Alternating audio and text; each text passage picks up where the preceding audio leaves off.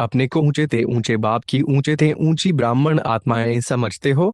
ब्राह्मण सबसे ऊंचे गाए जाते हैं। ऊंचे की निशानी सदा ब्राह्मणों को चोटी पर दिखाते हैं। दुनिया वालों ने नामधारी ब्राह्मणों की निशानी दिखा दी है।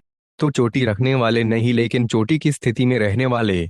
उन्होंने स्थूल निशानी दिखा दी है, वास्तव में है ऊंची स्थिति में रहने वाले। ब्राह्मणों को ही पुरुषोत्तम कहा जाता है। पुरुषोत्तम अर्थात पुरुषों से उत्तम, साधारण मनुष्यात्माओं से उत्तम। ऐसे पुरुषोत्तम होना। पुरुष आत्मा को भी कहते हैं श्रेष्ठ आत्मा बनने वाले, अर्थात पुरुषों से उत्तम पुरुष बनने वाले। देवताओं को भी पुरुषोत्तम कहते हैं, क्योंकि देव आत्माएं हैं। आप देव आत्माओं से भी ऊंचे ब्राह्मण हो, यह नशा सदा रहे। दूसरे नशे के लिए कहेंगे कम करो, रूहानी नशे के लिए बाप कहते हैं बढ़ाते चलो, क्योंकि यह नशा नुकसान वाला नहीं है और सभी नशे नुकसान वाले हैं। यह चढ़ाने वाला है, वे गिराने वाले हैं। अगर रूहानी नशा उतर गया तो पुरानी दुनिया की स्मृति आ जाएगी। नशा चढ़ा हुआ होगा तो नई दुनिया की स्मृति रहेगी। यह ब्राह्मण संसार भी नया संसार है। सतयुग से भी यह संसार अति श्रेष्ठ है। तो सदा इस स्मृति से आगे बढ़ते चलो। यह परमात्म दिल तख्त सिर्फ आप ब्राह्मणों के लिए ही है। भ्रकुटी का तख्त तो सबके पास है, लेकिन परमात्म तख्त सिर्फ ब्राह्मण आत्माओं के ही भाग्य में है। यह परमात्म तख्त विश्व का तख्त दिलाता है। तो तीनों तख्त के अधिकारी आत्माएं आप ब्राह्मण ही हो। यह परमात्म तख्त कितना श्रेष्ठ है, और कोई युग में परमात्म तख्त प्राप्त नहीं होता। यह परमात्म तख्त गाया भी जाता है। परमात्म तख्त के अधिकारी भक्ति मार्ग में भी माला के मणकों के रूप में गाए और पूजे जाते हैं। कोटों में कोई के रूप में गाए जाते हैं।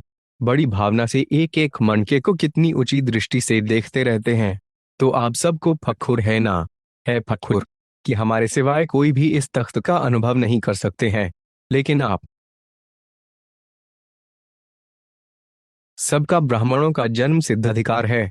आपके लिए यह तख्त गले का हार है। तो इतना नशा भगवान के दिल तख्त के अधिकारी, यह नशा और खुशी सबको सदा स्मृति में रहती है। हम कौन हैं, इसका निश्चय और नशा रहता है। बाप दादा तो ऐसे तीन तख्त के अधिकारी बच्चों को देख खुश होते हैं, वाह मेरे श्रेष्ठ अधिकारी बच्चे वाह। बच्चे कहते वाह बाबा वाह, और बाप कहते वाह बच्चे वाह। स्वयं बाप भी ऐसे बच्चों की महिमा गाते हैं।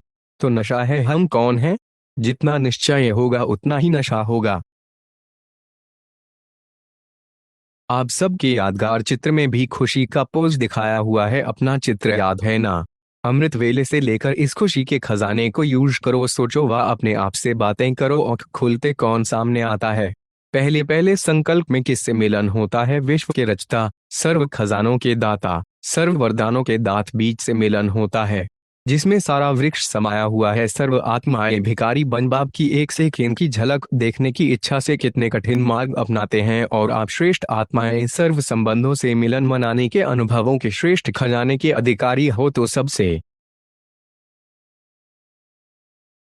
पहली खुशी की बात है अमृत वेले सर्व संबंध से बाप से मिलन मनाना। दुनिया भिखारी है और आप हो बच्चे, इससे बड़ी खुशी और कोई हो सकती है क्या? तो अमृत वेले से इस खुशी के खजाने को यूज करो। यूज करना ही खजानों की चाबी है। दूसरा, खुशी का खजाना। इतनी सी कील श्रेष्ठ आत्माएं हो जो स्वयं भगवान आपको पढ़ाने के लिए परमधाम से आते हैं। लंदन व अमेरिका से नहीं आते हैं, इस लोक से भी पार, जहां तक साइंस वाले स्वप्न में भी पहुंच नहीं सकते। ऐसे परमधाम से स्पेशल आपके पढ़ाने के लिए आते हैं, और फिर पढ़ाने की फी नहीं लेते, और ही पढ़ाई की प्रालबद्ध स्वर्ग का स्वराज्य स्वयं नहीं लेते, आपको देते हैं। तो इससे बड़ी खुशी और क्या होती है? सबसे ज्यादा खुशी की बात यह है कि जिनके ऊपर दुनिया के आत्माओं की कोई नजर नहीं, उनके ऊपर परम आत्माओं की नजर पड़ गई। आजकल के जमाने में चुनाव होता है ना, तो आपको किसने चुना? चुनाव में कोई गड़बड़ हुई है क्या? कोई खर्चा करना पड़ा है क्या? तो बाप ने हम आत्माओं को चुन लिया, अपना बना लिया। दुनिया की नजर में अति साधारण आत्माएं थीं, लेकिन बाप की नजर में महान आत्माएं, विशेष आत्माएं हो। तो इसी खुशी में रहो। कल क्या थे और आज क्या बन गए, किसकी नजर में आगे? दुनिया वालों ने ठुकरा दिया और बाप ने अपना बना लिया। कितनी ठोकरों से बचा लिया, 63 जन्म ठोकरें ही खाई ना। चाहे भक्ति की तो भी ठोकरें खाई। अपनी प्रवृत्ति की लाइफ में भी भिन्न भिन्न प्रकार की ठोकरें खाते रहे, और बाप ने आकर ठिकाना दे दिया। जब ठिकाना मिल जाता है तो ठोकर खाना बंद हो जाता है। तो ठिकाना मिल गया है ना। तो क्या थे और क्या बन गए। स्वप्न में था कि इतना महान बनेंगे, लेकिन कितना सहज बन गए। कुछ भी मुश्किल नहीं देखनी पड़ी। कितना श्रेष्ठ भाग्य है। तो कौन सा गीत गाते हो। पाना था वो पा लिया। यह गीत ऑटोमेटिक चलता रहता है। मुख से गाने की आवश्यकता नहीं है, लेकिन दिल गाती रहती है। यह दिल की टेप रिकॉर्ड कभी खराब नहीं होती। बार बार चलाना नहीं पड़ता, स्वैच ही चलती रहती है ना। मुख्य बात तिथि अर्थात तारीख, समय, विशेष ग्रह, कुल, धर्म और संपत्ति, संबंध और ऑक्यूपेशन देखा जाता है। जो बाप के अवतरण की तारीख है वे आपकी है। ब्रह्मा सहित ब्राह्मण भी पैदा हुए, तो जो आदि रतन है उनकी तारीख कौन सी कहेंगे। बाप के अवतरण की तारीख आदि रत्नों के जन्म की तारीख है। समय कौन सा है। यह संगम ब्रह्मा मुहूर्त का समय है। तो सभी के जन्म का समय है ब्रह्म मुहूर्त। और राशि कौन सी है।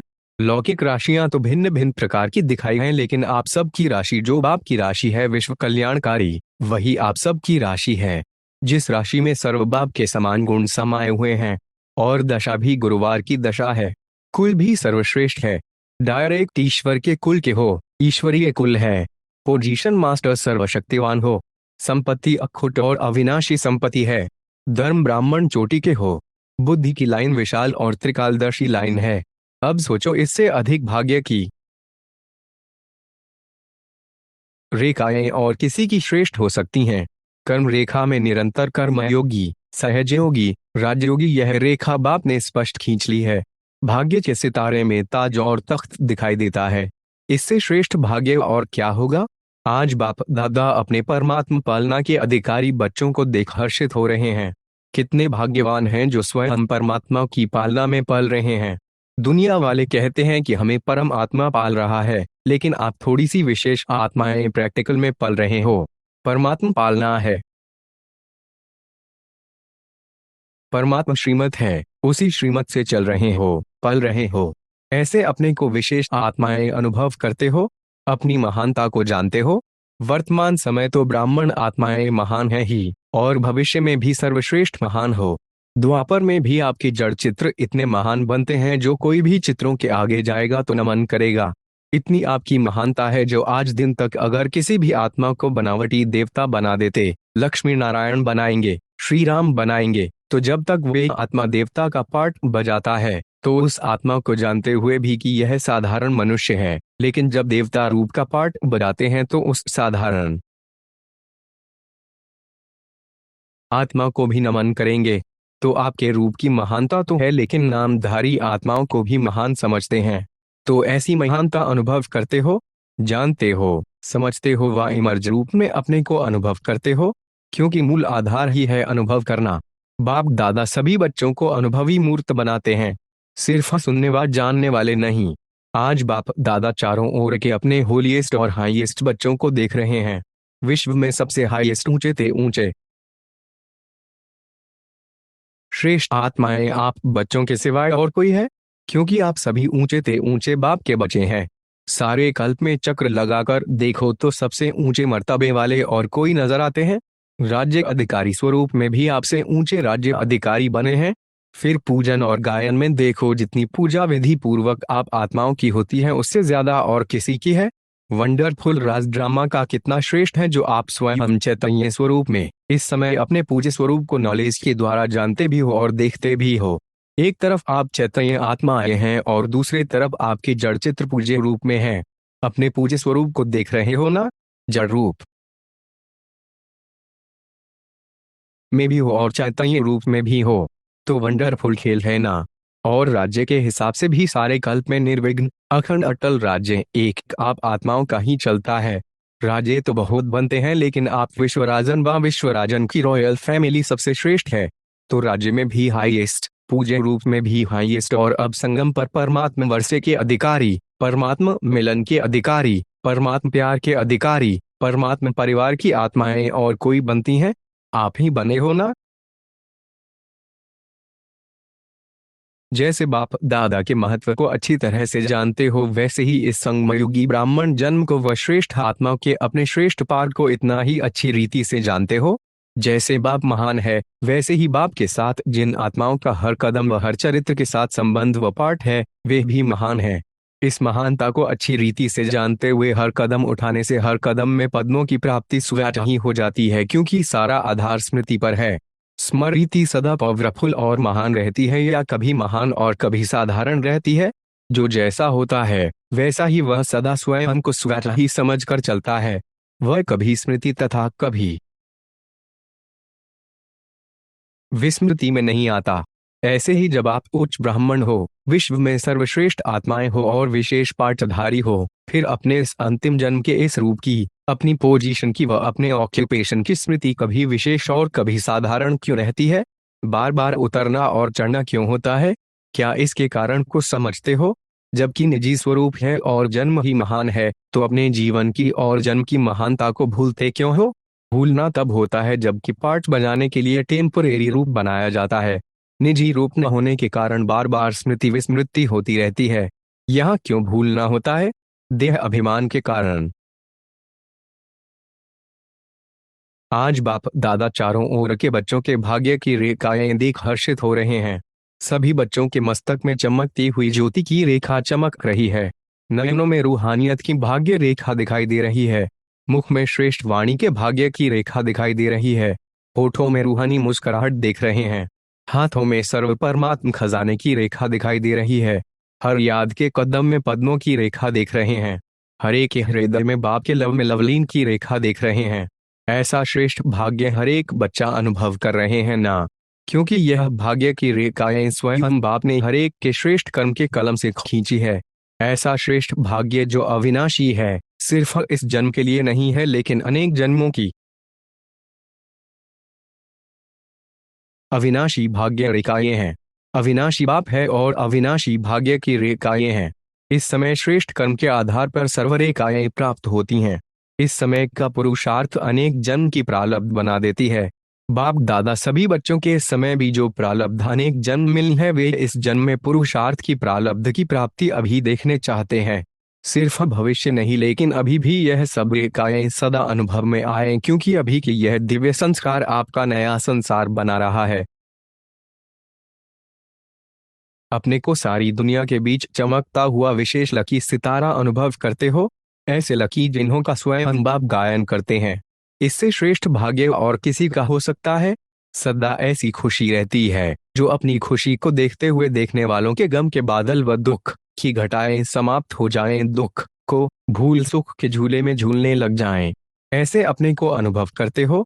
जैसे गायन है, पारस के संग में लोहा भी पारस बन जाता है, ऐसे आप पारस मणियों के संग से अन्य आयरन एजेड आत्माएं गोल्डन बन जाएं। ऐसी अवस्था अनुभव करते हो। कोई भी आत्मा भिखारी बनकर आए और वे मालामाल होकर जाए, ऐसे अपने तकदीर की तस्वीर रोज अपने दर्पण में देखते हो। किस समय देखते हो? क्या अमृत वेले देखने का टाइम निश्चित है, अथवा चलते फिरते जब आता है तब देखते रहते हो? सारे दिन में कितनी बार देखते हो? बार बार देखते हो या एक ही बार? आजकल का फैशन है कि बार बार अपना चेहरा देखते हैं। वह देखते हैं अपने फीचर्स और आप देखते हो अपना फ्यूचर। आपका फीचर्स तरफ अटेंशन नहीं है, लेकिन हर समय अपने फ्यूचर को श्रेष्ठ बनाने का ही अटेंशन है।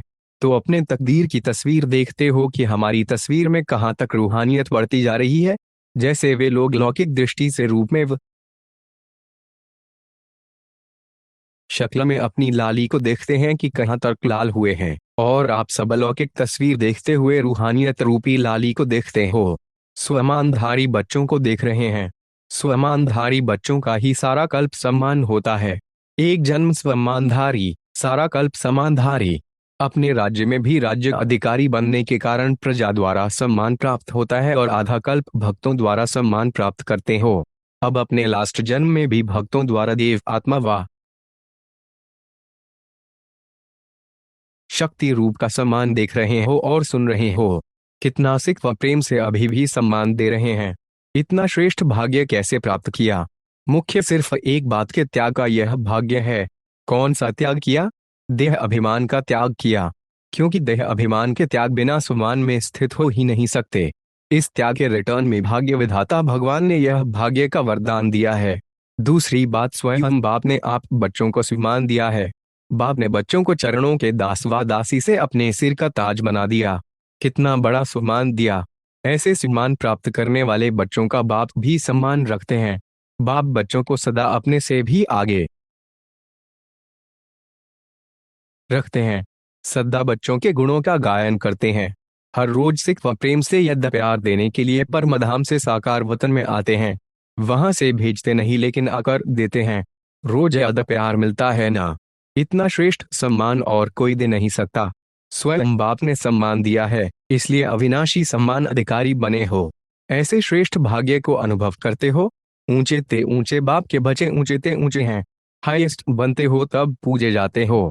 चाहे आजकल की हाईएस्ट आत्माएं सकामी राजे थे, अब तो नहीं है। चाहे प्रेसिडेंट हो, चाहे प्राइम मिनिस्टर हो, लेकिन वह पूजे नहीं बनते हैं। आप पूजे बनने वाली आत्माओं के आगे पुजारी बन नमन और पूजन करते हैं। अभी भी स्वराज्य अधिकारी बनते हो और भविष्य में भी राजाओं के राज्य बनते हो, तो ऐसा हाईएस्ट पद प्राप्त करते हो। साथ में रिचेस्ट इन दी वर्ल्ड हो। आपका टाइटल ही है पद्मा पदमपति। और ऐसा खजाना है जो अरबपति खरबपति अरब खरब से भी ऐसा खजाना प्राप्त नहीं कर सकते।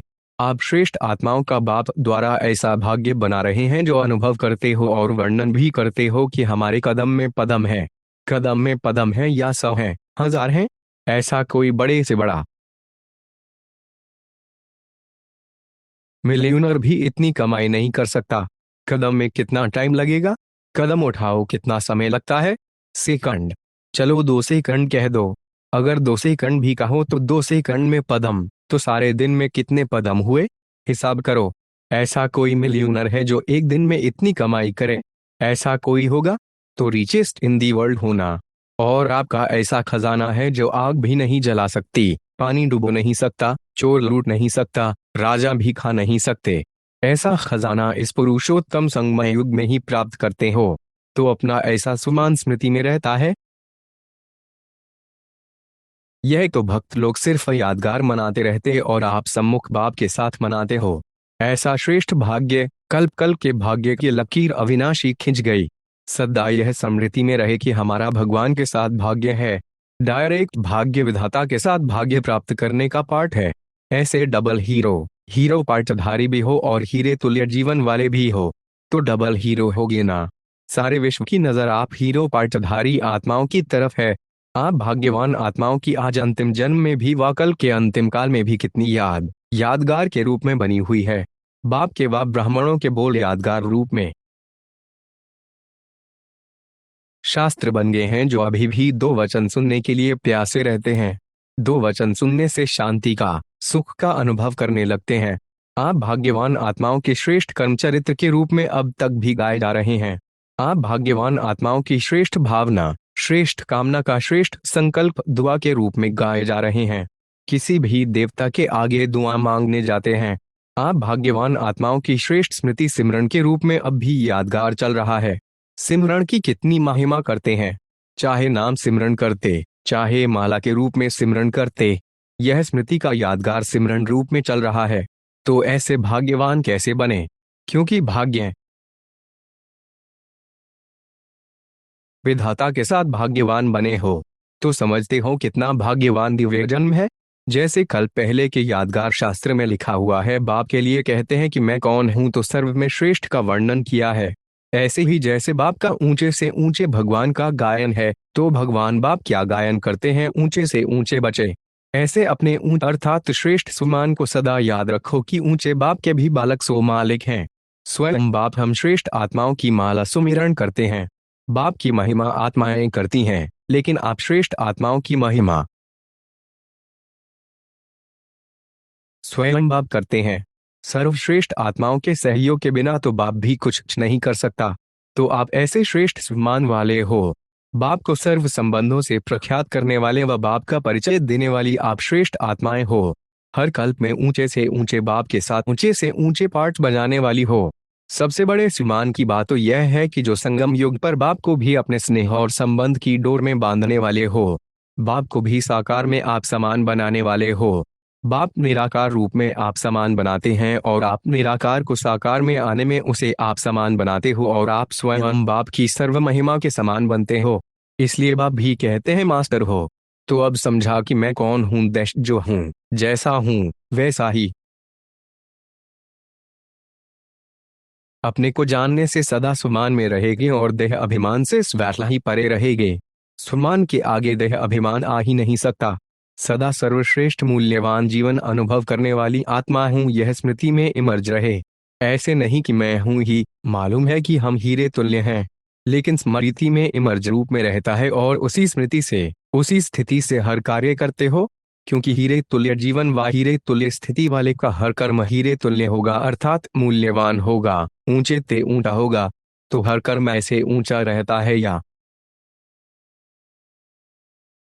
कभी ऊंचा कभी साधारण, क्योंकि सदा हीरे तुल्य हो। हीरा तो हीरा ही होता है, वे कभी सोना व चांदी नहीं बनता। तो हर कर्म करते हुए चेक करो कि हीरे तुल्य स्थिति है, चलते चलते साधारणता तो नहीं आ गई। क्योंकि 63 जन्म का अभ्यास है साधारण रहने का, तो पिछला संस्कार कभी खींच लेता है। कमजोर को कोई खींच लेगा, बहादुर को कोई खींच नहीं सकता।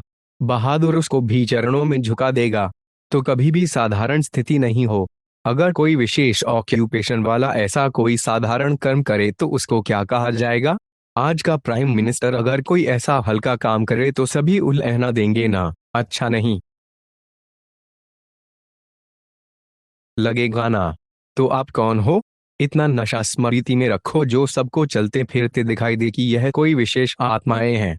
जैसे हीरा कितना भी मिट्टी में छिपा हुआ हो लेकिन फिर भी अपनी चमक दिखाता है। तो चाहे आप कितने भी साधारण वायुमंडल में हो, कितने भी बड़े साधारण व्यक्तियों के बीच हो, लेकिन विशेष आत्मा, अलौकिक आत्मा दिखाई दो।